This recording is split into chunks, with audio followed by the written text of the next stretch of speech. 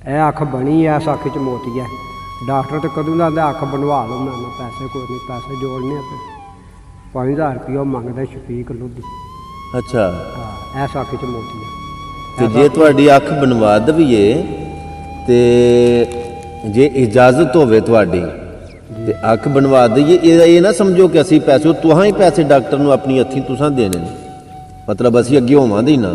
ਹਾਂ ਬਿਲਕੁਲ। ਤੁਸੀਂ ਉਹਦੇ ਕੋਲ ਜਾ ਕੇ ਤੇ ਡਾਕਟਰ ਦੇ ਕੋਲੋਂ ਪਰਚੀ ਸਰਚੀ ਟਾਈਮ ਸ਼ੈਮ ਲੈ ਕੇ ਤੇ ਅੱਛਾ ਇਸ ਅੱਖ ਦੇ ਵਿੱਚ ਮੋਤੀ ਹੈ, ਕਿੰਨੇ ਪੈਸੇ ਮੰਗਦਾ ਜੀ ਡਾਕਟਰ?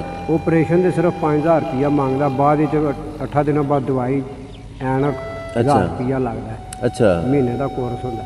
ਠੀਕ ਹੈ। 3 ਹਫ਼ਤੇ ਯਾਨੀ ਉਹਦੇ ਕੋਲ ਜਾਣਾ 10 ਦਿਨਾਂ ਬਾਅਦ ਜੀ ਠੀਕ, ਅੱਖ ਚੈੱਕ ਕਰਾਣੀ ਹੈ। ਠੀਕ ਹੈ।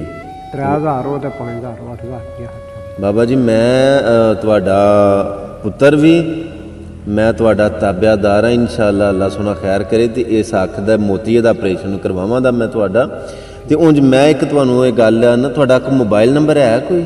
ਮੋਬਾਈਲ ਕਦੇ ਰੱਖੇ ਹੀ ਨਹੀਂ, ਤੁਹਾਨੂੰ ਦੱਸਿਆ ਨਾ, ਬਿਲਕੁਲ ਮਾਲਕ ਦੇ ਕਰਮ ਨਾਲ ਸਾਦਗੀ। ਮੋਬਾਈਲ ਨਹੀਂ ਰੱਖਿਆ ਕੋਲ?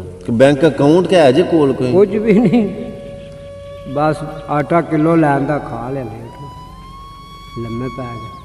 ਮਾਲਕ ਦਾ ਸ਼ੁਕਰ ਅਦਾ ਕਰ ਲਿਆ। ਮਕਾਨ ਵੀ ਕਿਰਾਏ ਤੇ।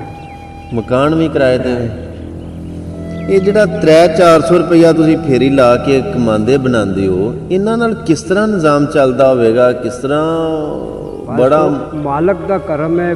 ਘਰ ਦੇ ਵੀ ਕੋਈ ਥੋੜਾ ਬਹੁਤ, ਕਿਸੇ ਦੀ ਕੁਰਸੀ ਆ ਗਈ ਹੁਣ ਦਿੱਤੀ, ਕਿਸੇ ਦੀ ਪੀੜੀ ਆ ਗਈ ਹੁਣ ਦਿੱਤੀ, ਕੋਈ ਤਲਾਈ ਰਜ਼ਾਈ ਲਗਾ ਦੇ ਦਿੱਤੀ, ਕੋਈ 200-400 ਤੋਂ ਲਿਆ। ਮੈਂ ਤੁਹਾਡੇ ਤੇ ਇਸ ਗੱਲ ਤੋਂ ਰਾਜ਼ੀ ਹਾਂ ਕਿ ਤੁਸੀਂ ਇਹਨਾਂ ਹਾਲਾਤਾਂ ਦੇ ਵਿੱਚ ਵੀ ਇਹ ਲਫ਼ਜ਼ ਬੋਲਦੇ ਹੋ ਕਿ ਅੱਲਾ ਦਾ ਸ਼ੁਕਰ ਹੈ। ਅੱਲਾ ਆਂਦਾ ਮੈਂ ਸ਼ੁਕਰ ਕਰਨ ਵਾਲਿਆਂ ਦੇ ਨਾਲ ਹਾਂ, ਸਬਰ ਕਰਨ ਵਾਲਿਆਂ ਦੇ ਨਾਲ ਹਾਂ। ਤੇ ਜਿਹੜੇ ਨਾਸ਼ੁਕਰੇ ਹੋਣ, ਜਿਹੜੇ ਅੱਲਾ ਪਾਕ ਦੀ ਜ਼ਾਤ ਦੀਆਂ ਨਿਯਮਤਾਂ ਦੀ ਨਾਸ਼ੁਕਰੀ ਕਰਦੇ ਨੇ, ਅੱਲਾ ਆਂਦਾ ਮੈਂ ਉਹਨਾਂ ਨੂੰ ਜੋ ਦਿੱਤਾ ਉਹ ਵੀ ਖੋ ਲੈਣਾ। ਇਹ ਚੰਗਾ ਕੰਮ ਕਰਦੇ ਹੋ ਜਿਹੜਾ ਗੱਲ ਗੱਲ ਨਾਲ ਆਂਦੇ ਹੋ ਕਿ ਸ਼ੁਕਰ ਹੈ। ਵਾਹ, ਬੜੀ ਗੱਲ ਹੈ। ਤੇ ਬਾਬਾ ਜੀ ਮੈਂ ਇਨਸ਼ਾਅੱਲਾ ਅੱਲਾ ਸੋਹਣਾ ਖੈਰੋ ਅਫੀਅਤ ਰੱਖੇ ਤੇ ਇਸ ਗੱਲ ਦਾ ਵਾਅਦਾ ਕਰਨਾ ਤੁਹਾਡੇ ਨਾਲ, ਜੇ ਮੇਰੇ ਸਾਹ ਚੱਲਦੇ ਰਹੇ ਤੇ ਤੁਹਾਡੀ ਅੱਖ ਦਾ ਆਪਰੇਸ਼ਨ ਵੀ ਮੈਂ ਕਰਵਾਵਾਂਗਾ। ਇਹ ਅੱਲਾ ਦੀ ਤੌਫੀਕ ਨਾਲ ਹੈ। ਆਹੋ ਜੀ ਬਿਲਕੁਲ, ਆਪਣਾ ਇਹਦੇ 'ਚ ਕੋਈ ਕਮਾਲ ਨਹੀਂ ਹੈ।